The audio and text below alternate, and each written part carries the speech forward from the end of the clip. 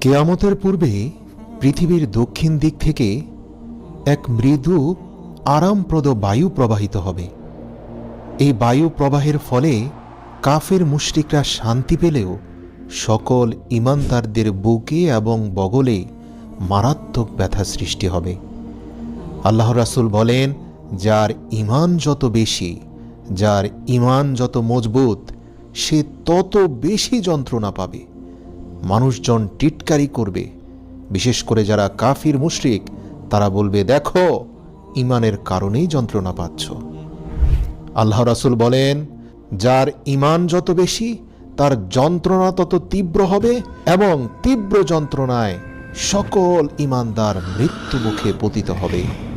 এই দৃশ্য দেখে কাফির মুশরিকরা হাসতে থাকবে, অথচ আল্লাহ তাআলা কিয়ামতের আযাব থেকে ঈমানদারদের রক্ষা